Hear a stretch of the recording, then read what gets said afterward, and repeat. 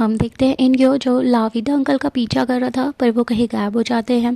तभी हम देखते हैं चियोंग के स्टेप ब्रदर को जो कि वहाँ पे खड़ा होकर इनग्यो को देख रहा होता है और कहता है आज तो मैं इसे मार ही डालूंगा, क्योंकि उसकी मॉम ने उसे मारा होता है और कहती है कि मैंने तुम्हारे लिए इतना कुछ किया फिर भी तुम चेयरमैन चियोंग के दिल में अपनी जगह नहीं बना पाए। और उसके दोस्त ने भी उसका मजाक उड़ाया होता है क्योंकि वो चेयरमैन चियोंग का स्टेप सन था और उनका ओरिजिनल सन अब वापस आ गया था। यही सब सोच के वो बहुत गुस्सा था और वो इनग्यो को बस मारने ही वाला होता है।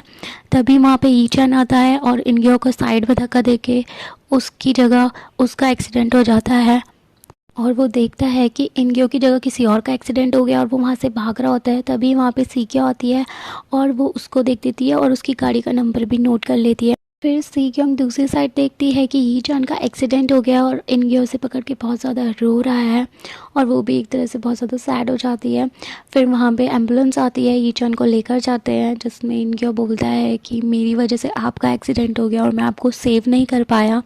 वहीं हम देखते हैं ईचैन की दादी को जो कि सोच रही होती है कि आज ये दोनों इतना लेट क्यों हो गए, कहाँ रह गए, कहीं कहीं एक्सीडेंट तो नहीं हो गया, सब सही हो। तभी हम देखते हैं कि उसका कज़न वहाँ से भाग कर जा रहा होता है और दादी उसे बोलती है कि अब कहाँ जा रहे हो तुम इतनी रात को, कब तक आओगे, पर वो वहाँ से निकल चुका होता है। वहीं हम देखते हैं इनग्यो को जो कि ऑपरेशन थिएटर रूम के बाहर बैठा होता है। वहीं पे ईचान का कज़न भी आता है और बाहर अंदर से नर्स आती है और वो बोलती है कि जो भी ईचान के पेरेंट्स हैं उनको साइन करना पड़ेगा, इनका ऑपरेशन करना है। जिसमें उसका कज़न जाता है और साइन करता है। वहीं पे उसको बोलता है इनग्यो को कि तुम जाके हाथ मुँह धो लो। फिर ईशान का ऑपरेशन चल रहा होता है और उसके मन में ये थॉट्स चल रहे होते हैं कि कैसे उसे कॉलेज में एडमिशन मिल गया, उसका बैंड भी सक्सेसफुल हो गया, उसने ग्रेजुएशन भी कर लिया, उसके सारे फ्रेंड्स उसके साथ थे और उसकी दादी भी बहुत ज़्यादा खुश थी। सीन शिफ्ट होता है जहाँ पे एक्सीडेंट हुआ होता है। वहीं पे वो गिटार वाले अंकल आते हैं, उन्हें वहाँ पे एक कैसेट मिलती है, वो उठाते हैं। वहीं हम वो देखते हैं सीग्योंग को जो कि पुलिस को बोल रही होती है कि मैंने उसको देखा है जिसने एक्सीडेंट किया है, उसकी गाड़ी का नंबर बताती है और बोलती है कि प्लीज़ उसे जल्दी से जल्दी ढूंढ लो। फिर सीग्यो की नज़र जाती है उन गिटार वाले अंकल। फिर सीग्यो और वो अंकल साथ में बैठे होते हैं जिसमें सीग्यो बोलती है मुझे पता है कि आप मेरे फादर हो और आपको पता है ना कि मैं आपकी डॉटर हूँ, तो आपने मुझे एक्सेप्ट क्यों नहीं किया, आप मुझे वहाँ अनाथ आश्रम में क्यों छोड़ के आ गए। जिसमें उसके फादर बोलते हैं कि ऐसा नहीं है कि मैंने तुम्हें छोड़ दिया था, मैंने देखा कि तुम एक अच्छी फैमिली के पास हो, वो तुम्हें अच्छे से पाल सकते हैं, तो इसलिए मैंने तुम्हारे भले के लिए तुम्हें उन्हीं के पास रहने दिया। जिसमें वो बोलती है कि मैं कभी खुश नहीं थी, उन्होंने कभी मुझे एक्सेप्ट नहीं किया और वो वहाँ से चली जाती है। फिर जब वो जा रही होती है तो वो बोलती है कि अब मुझे यहाँ नहीं रहना। तभी सडनली उसको दिखता है आसमान में दो मून्स आ चुके होते हैं और वहाँ पे सब एक फ़ोन बजता है जिसके पास वो जाती है। वहीं दूसरी ओर हम देखते हैं इनग्यो को जिसके पास भी किसी का फ़ोन कॉल आता है, वो फ़ोन उठाता है और वो बोलते हैं कि कल टाइम ट्रेवल करने का दिन है, कल 2 मून की रात है और तुम्हें वापस 2023 में जाना पड़ेगा।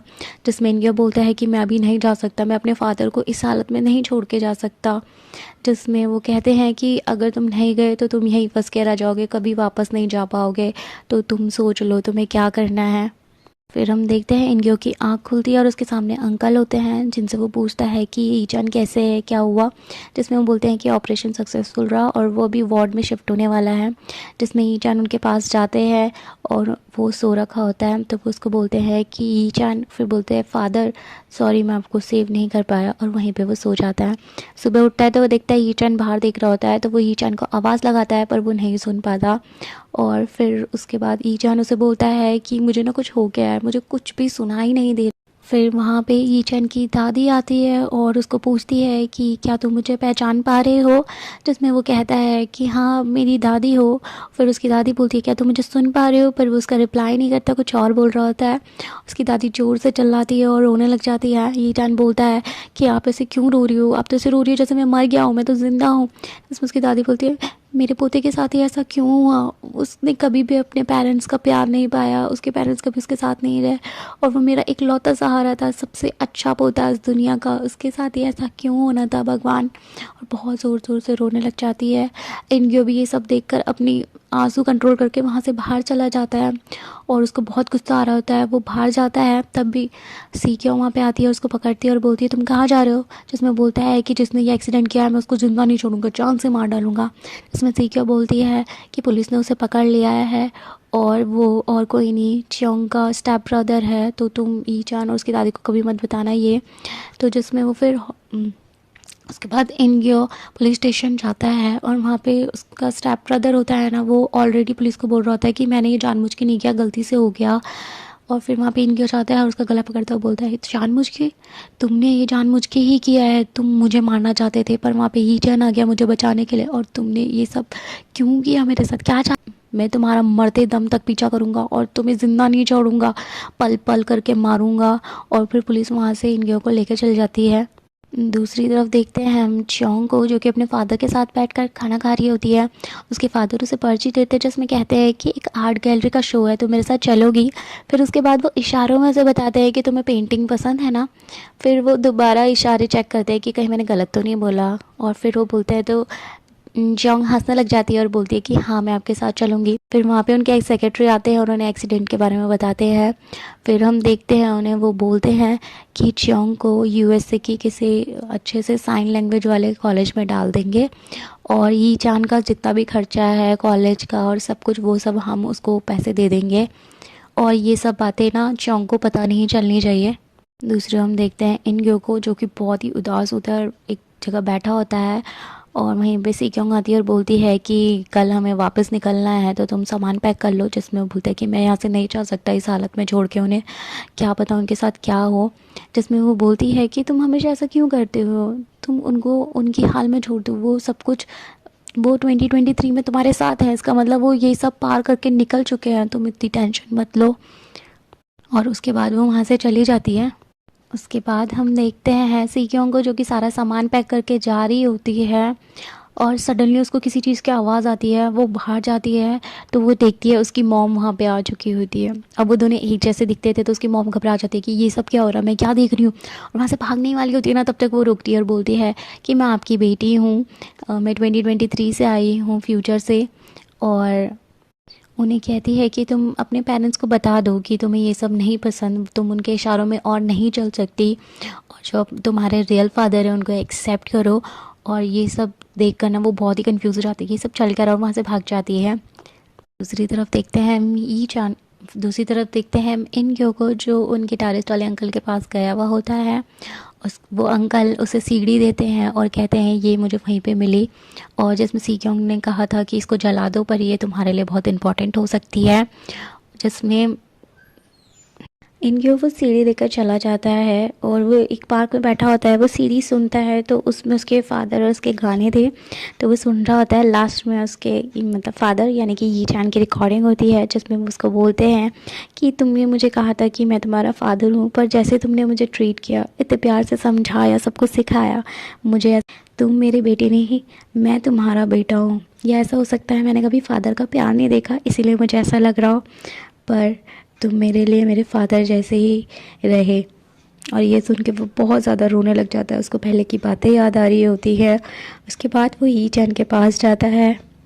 ई चैन उसे देखता है और बोलता है कि क्या तुम कहीं पढ़ाई करने जा रहे हो, फ़ॉरेन जा रहे हो या फिर फ्यूचर में जा रहे हो। तुमने कहा था ना कि तुम फ्यूचर से आए हो। जिसमें वो उसको बोलता है अपने फादर को कि अच्छा है, कुछ भी हो जाए ना, आप अपना प्रॉमिस निभाना और कभी हार मत मानना, याद रखना आपको मेरा फ़ादर बनना है, तो उसके लिए कुछ भी करना हो तो करना। जिसमें वो ये जान बोलते हैं मुझे कुछ सुनाई नहीं दे रहा, तुम क्या बोल रहे हो। जिसमें इशारा करके बताता है कि आपको प्रॉमिस निभाना ही पड़ेगा और आपको मेरा फ़ादर बनना ही पड़ेगा। उसके बाद वो उसे गले लगाता है और रोता है। जिसमें ये जान उसे डोंट वरी, तुम अब जा सकते हो, जो होगा मैं देख लूँगा। उसके बाद ये उसके बाद इनग्यो सीक्यो के घर जाता है तो वहाँ पे उसकी पर्ची रखी होती है, बोलती है कि सीधा मिलते हैं 2023 में। वहीं हम देखते हैं कि सीक्यो जब जा रही होती है ना, उसका स्कूटर का कुछ ख़राब हो जाता है और वो वहीं सड़क में रुक जाती है। और जो इनग्यो होता है ना, वो उस शॉप में पहुँच जाता है, लाविदा शॉप में, वहाँ अंदर जाता है और वहाँ पर जो वो लाविदा अंकल होते हैं वो उसको टी देते हैं। और उसके बाद वो उनसे पूछता है कि एक्चुअल में आप हो कौन। जिसमें वो बताता है तो वो बोलता है कि मुझे कुछ समझ नहीं आया। उसके बाद वो वहाँ से चला जाता है और जाते ही जब वो पीछे मुड़ के देखता है तो वो देखता है वो लाविदा वाले अंकल थे जिन्होंने उसे पूरा गिटार सिखाया था, और वो उसको बोल रहे होते हैं बहुत बढ़िया बच्चे और बेस्ट ऑफ लक। और वो बहुत ही सरप्राइज़ हो जाता है और सडनली उसकी आंखें खुलती है तो वो देखता है कि वो 2023 में है। वो सब कुछ चेक करता है, वो देखता है बहुत बड़ा घर है, तो चेक करता है तो वहाँ पे एक बहुत बड़ा फ़ोटो फ्रेम था, उसमें उसके दादाजी, उसकी मॉम, डैड, उसका भाई और वो होते हैं। और वो सब देख के बहुत खुश होता है कि पापा ने अपना प्रॉमिस निभाया। देन उसके बाद उसे सीक्योंग की याद आती है, वो कॉल करता है पर वो नंबर ना नॉट रीचेबल आता है, तो उसे लगता है कहीं वो वापस आई कि नहीं आई। तो वो उसके घर जाता है तो उसको पता चलता है वो वहाँ पर नहीं रहती। तो वो बस सोच के जा ही रहा था, तभी ना कुछ लड़कियाँ उसके पास आती है और बोलती है कि तुम तो इनके हो ना, वो फेमस सिंगर, और उसकी फ़ोटो खींचती है। देन उसको बोलती है कि अपना बाल दे दो। तो उसको सडनली उसके दोस्त का कॉल आता है, वो बोलते तुम ऐसे क्या कर रहे हो, जल्दी इधर आओ। तो वो भागता है तो बहुत सारी लड़कियाँ उसके पीछे आ रही होती है। तो वो गाड़ी में बैठता है और वो बस बोलने वाला था, वो देखते हैं जो उसके बैंड मेम्बर्स थे ना 2023 के, वो सब बहुत ही मतलब स्टाइलिश बने हुए होते हैं। और वो उसको बोलते हैं कि तुम्हारे पेरेंट्स से मिलने जाना था ना, हमारा जो अब्रॉड ट्रिप है उसके लिए, जिसमें वो अब्रॉड ट्रिप, कैसा अब्रॉड ट्रिप, उसके दोस्तों से डांटते हैं। फिर उसके बाद वो जब घर जाता है तो वो अपने ब्रदर को देखता है। उसका ब्रदर बोलता है कि तुम कहाँ थे, कितनी देर से तुम्हारा इंतज़ार कर रहे हो और तुमने सूट क्यों नहीं पहना है। जिसमें अपने ब्रदर को बोलता है कि तुम मेरे लिए कभी भी बर्डन नहीं थे, मैं तुमसे बहुत प्यार करता हूँ। उसे गले लगाता है, उसका ब्रदर से धक्का देता है और बोलता है कि पर तुम मेरे लिए तो बर्डन ही हो, तुम मुझे बहुत ही तकलीफ़ देते हो। और उसके बाद उसे बोलता है कि जल्दी तैयार हो जाओ, हमें पापा के बचपन के दोस्तों से मिलने जाना है। और उसके बाद वो बोलता है कि मॉम डैड कहाँ। फिर इनके बोलता है कि मॉम डैड कहाँ हैं। और जब वो जाता है और सर्च करता है अपनी मॉम के बारे में तो उसे पता चलता है उसकी मॉम अब चेयरमैन बन चुकी है कंपनी की। और फिर वो जब जाता है तो उसकी मॉम आ रही होती है कार से और सब उनकी तारीफ़ कर रहे होते हैं। वो फटाफट जाता है अपनी मॉम के गले लगता है। उसकी मॉम बोलती है कि इससे मैं पिघलूँगी नहीं, ठीक है, और मैं तुम्हें तब तक जाने नहीं दूँगी जब तक तुम मुझे प्रॉमिस ना करो कि तुम कॉलेज कंप्लीट करोगे, अपनी पूरी पढ़ाई करोगे। उसके बाद जब वो जाते हैं अपने फादर जी से मिलने तो वहाँ पे ना एक कॉन्सर्ट था, तो वहाँ पे वो देखते हैं उसके फादर आते हैं और बोलते हैं कि मैं जब छोटा था ना तो मैंने भी एक बैंड बनाया था और मैं लड़की को इम्प्रेस करने के लिए मैंने बहुत कुछ किया था। पर उसके बाद एक एक्सीडेंट हुआ जिसमें मैंने अपने सुनने की एबिलिटी खो दी है। तो उसके बाद मैंने साइन लैंग्वेज सीखी और फिर मैं यहाँ पे इस मुकाम में खड़ा हूँ। सब बहुत तारीफ़ करते हैं उसकी। और जब इनके बाहर जाता है तो वो देखता है, उसे यी चैन दिखाई देता है अपने फादर में, और वो बोल रहा होता है कि देख मैंने अपना प्रॉमिस निभाया ना, अब तू अपना प्रॉमिस निभा। फिर वो जाके अपने फादर के गले लिखता है और उन्हें बोलता है कि अब मैं अपना प्रॉमिस निभाऊंगा और एक बहुत अच्छा आदमी बन के दिखाऊंगा। और वो वहाँ से जा ही रहा होता है तो उसकी सीढ़ी थी ना वहीं छूट जाती है। उसके फादर वो सीढ़ी उठाते हैं और उनको याद आता है कि ये सीढ़ी मैंने अपनी फ्रेंड को दी थी उस टाइम। और उनको रियलाइज़ हो जाता है कि ये उन्हीं का बेटा है। मतलब जो उस टाइम जो इंसान मिला था जिसने उनकी पूरी ज़िंदगी चेंज की थी, वो उन्हीं का बेटा था फ्यूचर से रियलिटी में। उसके बाद इनक्यू का एक कॉन्सर्ट होता है, गाना गा रहा होता है। वहीं पे उसके फादर और उसके फ्रेंड्स बैठे हुए होते हैं, सब एंजॉय कर रहे होते हैं। उसके फ्रेंड्स बात कर रहे होते हैं कि यार ये ना इनक्यू ना किसी की तरह दिख रहा है पर मुझे याद नहीं आ रहा कौन है। उसके फादर वहीं सब सुन रहे होते हैं, सुनने में मतलब उन्हें रियलाइज़ हो रहा होता है कि क्या आप बोल रहे हैं। उसके फादर बहुत प्राउड होते हैं कि मेरे बेटे ने मेरी ज़िंदगी चेंज की और अब ये मेरे साथ है, और बहुत खुश हो रहे होते हैं। वहीं जब एनजीओ का कॉन्सर्ट ख़त्म होता है तो उसको ना सीक्योंग जैसी लड़की दिखती है और वो भाग कर चला जाता है उसके पीछे पीछे। और उसको वहाँ पे दिखती है सीक्योंग और उसको बोलती है मुझे लगा कि तुम वापस ही नहीं आई, तुम वहीं रह गई। तो वो कहती है हाँ काइंड ऑफ, मैं वहाँ फंस गई थी पर मैं यहाँ पहुँच ही गई, और तुम तो बहुत बड़े फेमस बन गए हो, बहुत ही ज़्यादा फेमस हो गए हो। और देन इनके बिना सोचे समझे उसे किस कर लेता है और यहीं पे हमारा ये एपिसोड ख़त्म हो जाता है। सो ये बहुत ज़्यादा इंटरेस्टिंग था यार, मतलब सुपर डुपर हिट है। और इसके बैक मतलब पहले के एपिसोड में नहीं डाल पाई क्योंकि मैं बहुत बिजी थी, पर हाँ अभी डालूंगी इसके बाद, तो इसके पहले के एपिसोड भी देख लेना और इससे पहले के एपिसोड्स हैं तो लाइक शेयर